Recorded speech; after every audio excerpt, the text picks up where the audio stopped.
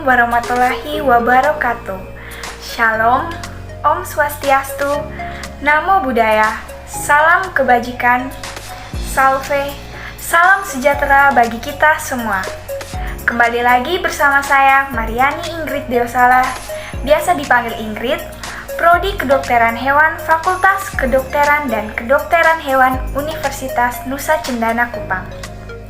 Kali ini saya akan membahas mengenai faktor-faktor variasi bahasa, kalimat efektif serta solusi dan kaidahnya, serta implementasi kedudukan bahasa Indonesia. Ragam bahasa adalah varian dari sebuah bahasa menurut pemakaian. Berbeda dengan dialek, yaitu varian dari sebuah bahasa menurut pemakai. Variasi tersebut bisa berbentuk dialek, aksen, laras, gaya, atau berbagai variasi lain termasuk variasi bahasa baku itu sendiri. Bahasa dibentuk oleh kaidah, aturan, serta pola yang tidak boleh dilanggar agar tidak menyebabkan pada komunikasi yang terjadi. Kaidah, aturan pada pola-pola mencakup tata bunyi, tata bentuk, dan tata kalimat. Agar komunikasi yang dilakukan berjalan dengan baik, penerima dan pengirim bahasa harus menguasai bahasa yang digunakan, yaitu budaya dan letak geografis, iptek, dan sejarah. Menurut sejarahnya, bahasa Indonesia lahir pada tanggal 28 Oktober 1928. Pada saat itu, para pemuda dari berbagai pelosok Nusantara berkumpul dalam kerapatan pemuda dan berikrar bertumpah darah yang satu, tanah Indonesia, berbangsa yang satu, bahasa Indonesia. Menjunjung tinggi bahasa persatuan, bahasa Indonesia. Ikrar para pemuda ini dikenal dengan Sumpah Pemuda. Di samping itu, sebagai negara bekas penjajahan saat belum bersatu, Indonesia masih berjuang bersifat kedaerahan yang mengakibatkan mereka masih tetap menggunakan bahasa daerah masing-masing sebagai bahasa sehari-hari atau bahasa ibu yang menjadikannya ragam dan dialek bahasa, sehingga setiap daerah mempunyai kebiasaan adat istiadat dan bahasa nenek moyang sendiri-sendiri dan berbeda-beda antar daerah satu dengan yang lainnya yang diwariskan sampai dengan saat ini. Variasi geografis adalah variasi bahasa yang disebabkan oleh perbedaan geografis atau faktor regional. Wujud varietasnya dinamakan dialek atau dialek regional. Contohnya, dialek dalam bahasa Bajawa, dialek dalam bahasa Kupang, dialek dalam bahasa Manggarai, ataupun daerah di sekitar kita lainnya.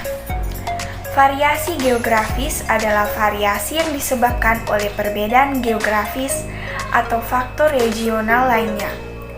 Wujud nyata pemakaian bahasa ini dinamakan dialek atau lebih jelasnya dialek regional. Sebagai dialek regional yaitu bahasa yang digunakan oleh daerah tertentu, variasi regional membedakan bahasa yang dipakai di satu tempat dengan tempat yang lain, walaupun variasi-variasinya berasal dari satu bahasa. Variasi regional menjelaskan bahwa dialek-dialek yang menunjukkan lebih banyak persamaan dengan dialek lain dapat dikelompokkan dalam kumpulan satu kategori yang disebut dialek.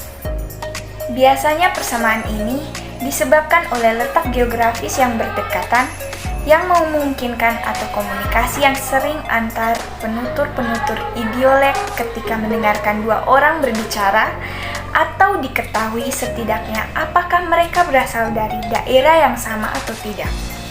Meskipun tidak diketahui pasti asal daerah penutur, para penutur dalam suatu dialek, meskipun mereka mempunyai idioleknya masing-masing, mereka memiliki kesamaan ciri yang menandai bahwa mereka berada dalam satu dialek yang berbeda dengan kelompok penutur lain yang berbeda dalam dialeknya sendiri, dengan ciri lain yang menandai dialeknya juga.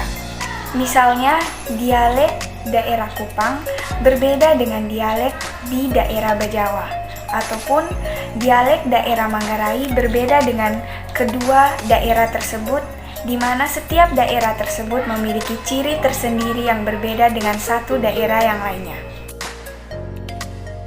Yang pertama, bahasa terdiri dari beberapa dialek yang dimiliki oleh kelompok penutur tertentu. Walaupun demikian, antara kelompok satu dengan yang lainnya, sewaktu berbicara dengan dialeknya sendiri, satu sama lainnya bisa saling mengerti, atau yang disebut dengan mutual intelligibility. Yang kedua, pembagian macam-macam dialek bisa didasarkan pada faktor daerah atau regional, waktu atau temporal, dan sosial. Satu dialek berbeda ini terlihat dalam pengucapan tata berbahasa dan kosakata. Yang ketiga, dialek adalah subunit dari bahasa atau yang sebenarnya satu variasi bahasa juga, di mana disepakati menjadi bahasa nasional yang melahirkan kasusastraan dan karena alasan-alasan tertentu memperoleh keistimewaan bagi penggunanya. Dengan demikian, dialek adalah suatu variasi bahasa yang digunakan oleh kelompok penutur yang mempunyai ciri-ciri relatif yang sama serta letak geografis daerah. Adapun ciri-ciri dialek yang dapat diamati pada tuturan sehari-hari yang digunakan oleh masyarakat pemakaiannya dari segi fonologi dan morfologi. Selain itu, aspek variasi geografis ini berkaitan erat dengan aspek budaya, di mana adanya perbedaan kultur budaya dari segi bahasa mengakibatkan setiap daerah memiliki dialek dan ragam bahasa yang berbeda-beda. Misalnya, dialek bahasa di Pulau Jawa berbeda dengan dialek di Pulau Flores. Penggunaan teknologi saat ini sangat dibutuhkan oleh masyarakat. Dengan adanya teknologi, masyarakat bisa mencari tahu apa saja perkembangan bahasa Indonesia. Apalagi di zaman yang serba menggunakan teknologi ini, masyarakat bisa memperkenalkan bahasa Indonesia kepada warga asing. Ketika warga asing berkunjung ke Indonesia, warga asing bisa menggunakan teknologi sebagai media agar tidak susah untuk berkomunikasi dengan warga Indonesia. Teknologi adalah sebuah keahlian atau hal yang berkaitan dengan pengetahuan, di mana pengetahuan inilah yang bisa membuat warga Indonesia untuk mengembangkan bahasa Indonesia. Apalagi dengan kemajuannya saat ini akan memiliki dampak positif maupun dampak negatif. Yang pertama adalah meningkatkan pengetahuan bahasa Indonesia terhadap warga asing. Dengan adanya teknologi, warga Indonesia bisa mengenalkan bahasa Indonesia melalui sosial media seperti Facebook, Twitter, Instagram, dan sebagainya.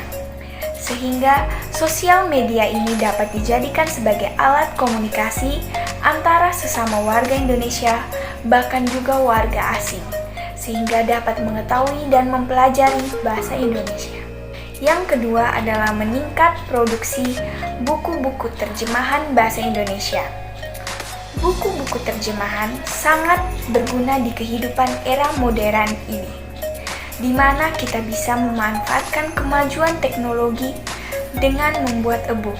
Dengan adanya e-book, masyarakat mampu mempelajari bahasa Indonesia dengan baik dan benar, tanpa harus menuju Indonesia.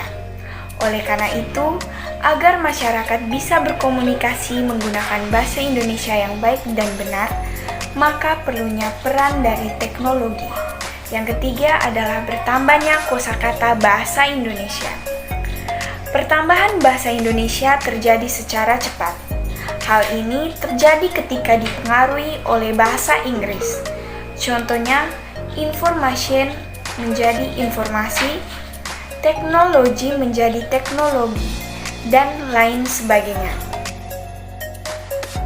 Tidak lagi menggunakan bahasa Indonesia dengan baik dan benar. Dengan kemajuan teknologi, terkadang warga Indonesia menggunakan bahasa Indonesia tidak baku. Apalagi dengan adanya media sosial, lebih sering menggunakan bahasa gaul dan jarang untuk menggunakan bahasa Indonesia yang baik dan benar.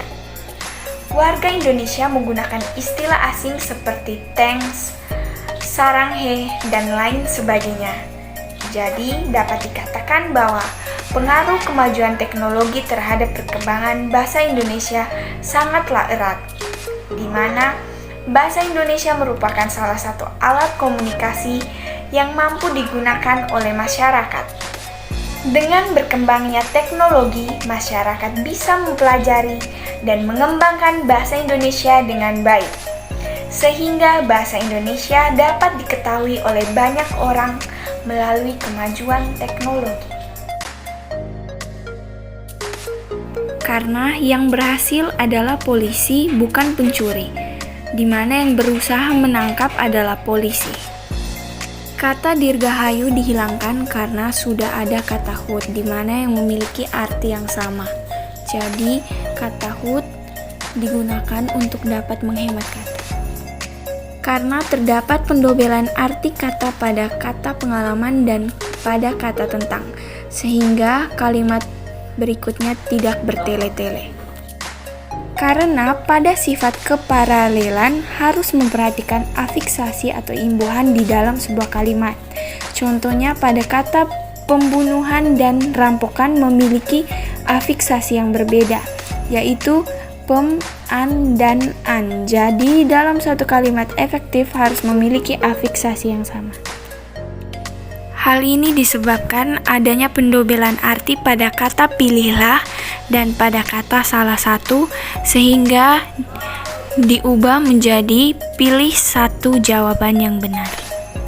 Karena tidak logis jika Dian berpukulan atau saling berpukulan dengan bantal, sehingga diubah menjadi Dian memukul bantal, sehingga kalimat ini terlihat jelas memiliki objek dan subjek yang jelas.